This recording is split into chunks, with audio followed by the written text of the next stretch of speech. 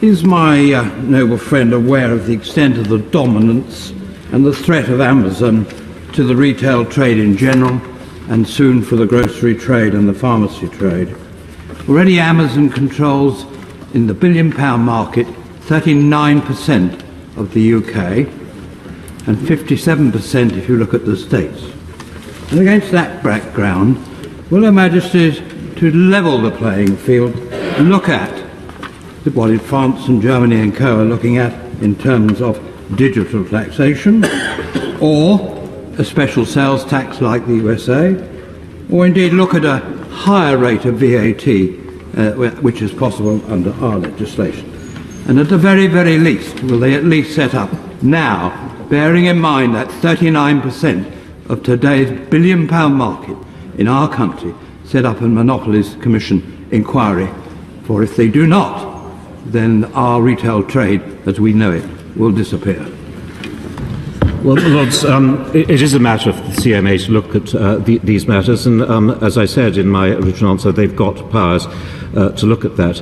As regards some of the aspects of taxation, I do believe that Her Majesty's Government have in fact led the way on this issue internationally, and HMRC continues to work with the online marketplaces to ensure effective action against sellers who are, for example, breaking the United Kingdom VAT rules, and prevent new non-compliant sellers joining the market.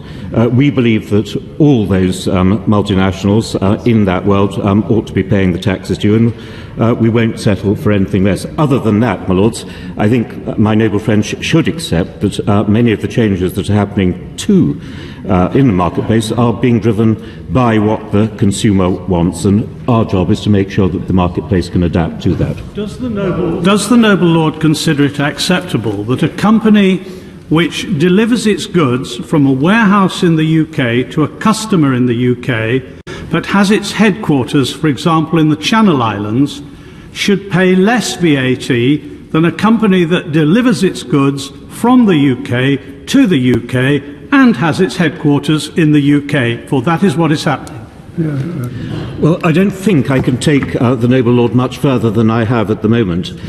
Colleagues in the Treasury and in Revenue and Customs are aware of some of these problems. They are looking at this, and the noble lord will be aware of commitments that were made in our manifesto. I don't think I can take it much further than that.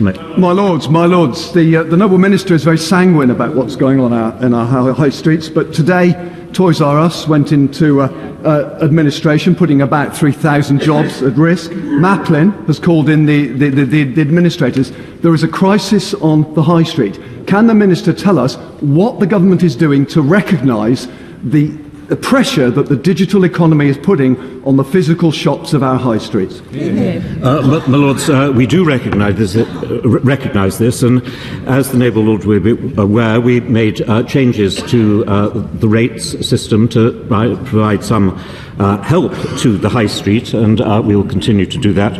We've also established the Future High Street Forum, which is led and chaired by my honourable friend, the Minister for the Northern Powerhouse and Local Growth, that's Jake Berry. That will look at what they can do, but look at what they can do with retailers. But it's obviously up to the retailers, as I said, to adapt to a marketplace, but a marketplace that is changing as a result of consumer demand. My lords, is the noble lord aware for a situation, and it needs urgent action? I refer to my register of interest, but I just ask that my noble friend, retailers have to pay business rates. That means that they start off at a significant disadvantage. They have to contribute to the producer responsibility levies, another disadvantage. They have to pay proper apprenticeship levy, another disadvantage. We cannot wait for a general statement. We have to do this now. The latest proposition is that retail trading may decline by 22% in the next year. And really, it is time for the government to move very urgently indeed.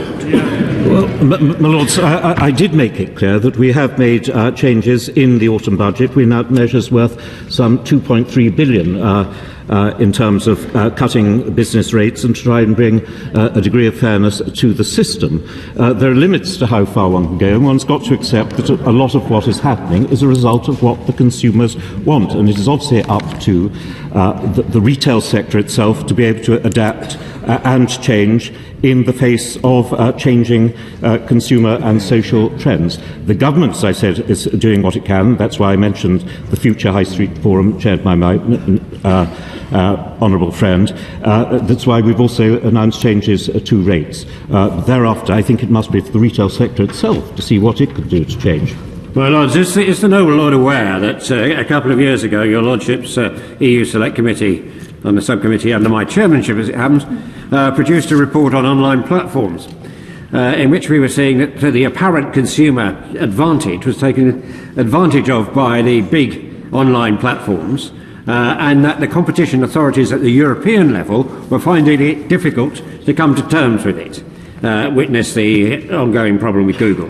My Lords, it is now important post-Brexit that the competition authorities here tackle the domination and the abuse of competition by the online platform giants. But Lords, that is why we set up the CMA in 2013. That is why it has got the powers it has got, and that's why it's got the ability to investigate abuse when it sees it. My Lords, has the Minister seen the message in the paper about Airbnb wanting to become as big or bigger than Amazon?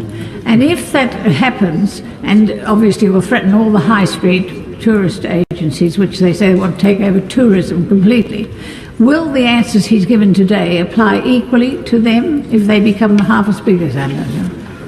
My Lords, again, it is a matter for the CMA to look at that, but the government will obviously keep these matters under review as well. But these are social changes that are happening in the marketplace, and very often happening because that is what the consumers want.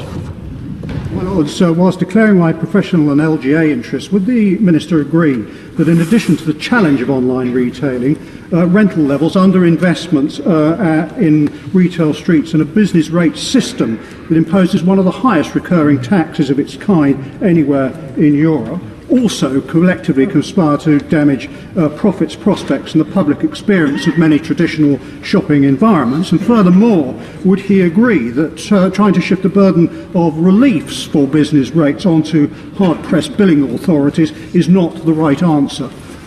Well, again, the noble Lord makes some valid points, and these are matters that can be looked at and certainly will be looked at. But I think the important point is to say that we have done what we can to help over rates, and we hope that that significant help will make it easier for the retail sector.